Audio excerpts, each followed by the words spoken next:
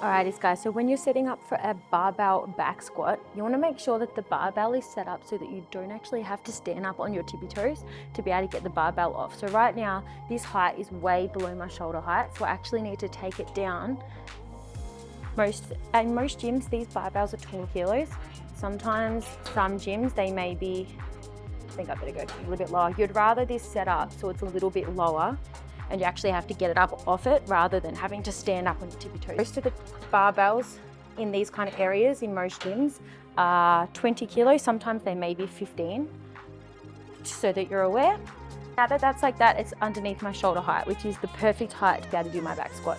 So with the back squat, this, if you follow me on social media, you'll definitely realize and understand, and probably would have heard me complain about back squats. It's just a movement that my body, I really struggle with, and I have gotten so much better over the years, but I still don't trust myself to go very heavy in this. So make sure, as with any exercise in the gym, if you're not comfortable and not experienced, make sure you start really light, unless you have like a PT or a professional there with you to actually guide you through the movement safely. But I'd always recommend starting off fairly light. Make sure you're fully warmed up. Actually get a pad to be able to sit there to cushion your shoulders. But I feel better and safer when I can actually feel the barbell on me.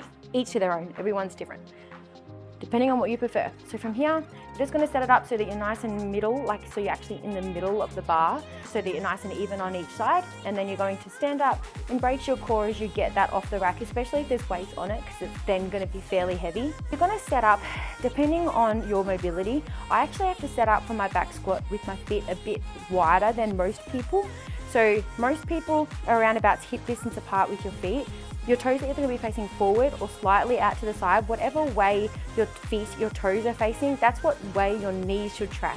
So if you're someone who does a squat with your feet facing forward, it means your knees are going to stay straight on.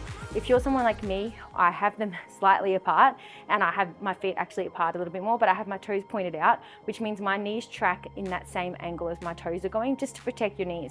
So from here, you're going to take a big breath in, squatting down until your bum reaches about hip distance there, really squeezing and pushing the soles of your feet through the floor as you come back up. So you should feel nice and comfortable down the bottom of this rep. I don't feel too comfortable down the bottom of squats, which is why, again, I said I don't go too heavy. I just feel like my mobility is shocking. I have gotten better. My calves and Achilles, I think, were the biggest cause, so I've been doing a bit of mobility work on those. But over the years, I've gotten better, but this is like the hardest movement for me. So take a big breath in, come down, and then you're gonna breathe out as you're coming back up again. So big breath in, really pulling your shoulder blades down so you're keeping yourself nice and upright as you're coming down. You're gonna exhale as you're coming back up. Amazing. That is the back squat.